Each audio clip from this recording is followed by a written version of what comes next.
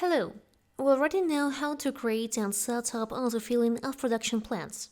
Today we are going to learn about the assembly and disassembly plans. Let's begin by assuming that our company starts assembly of protection kits from components. The assembly is performed based on monthly assembly-disassembly plan.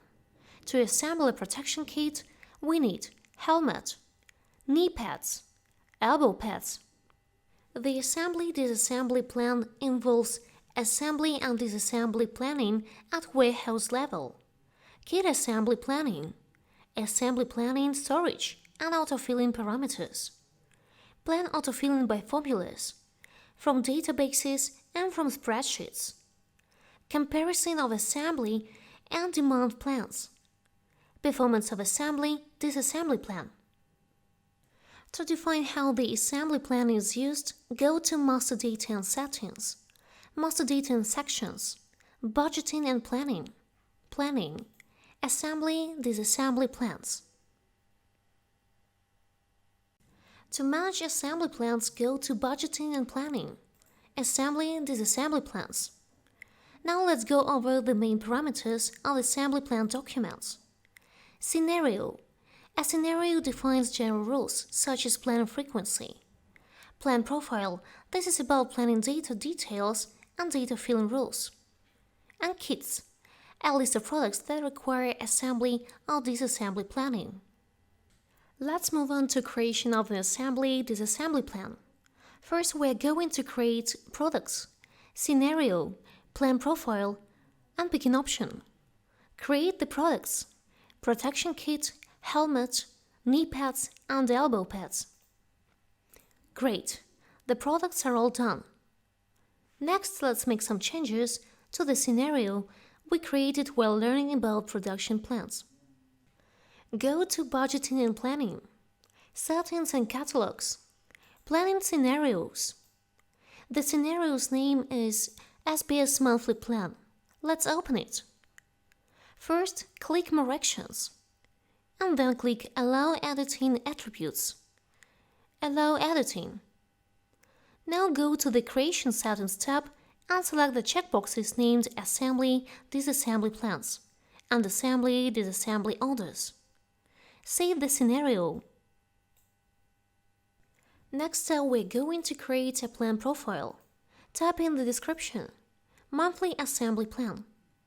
Set Use For to Assembly-Disassembly Plan. Select the checkbox named Simple Population option using formula. Set number of default periods to 1. Save and close.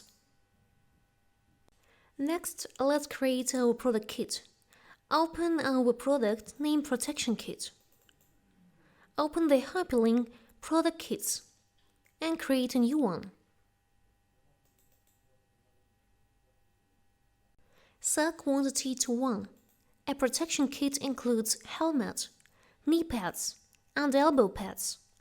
Let's move on to creation of our assembly-disassembly plan. Go to the Main tab. Set Scenario to SBS Monthly Plan. Set Operation to Assembly from Components. Well done. Now go to the Kits tab. Add a product named Protection Kit. Set Beacon to Protection Kit. Set quantity to 30 packs. Change the status to Confirmed. Post and close. If you want to control execution of our assembly plan, you should use the Assembly-Disassembly Plan Fulfillment Report. The report compares the actual status of goods assembly processes and the plan, so that you can easily see which assembly-disassembly orders aren't fulfilled yet. Let's create orders based on our assembly plan. Go to Warehouse and Delivery, Assembly-Disassembly Orders, and click Create by Plan. Set Scenario to SBS Monthly Plan. Set Company to SBS Manufacturing. Click Next. Select the To Order checkbox. Select the SBS Central Warehouse. Click Create Orders. Let's analyze our assembly plan. Open the Assembly Disassembly Plan Fulfillment report. Set Scenario to SBS Monthly Plan and click Run Report. The report has been filled in with the data from the order. Great job! Today we learned about assembly, disassembly, and created an assembly order. Next time we're going to take a look at the goods assembly, disassembly document.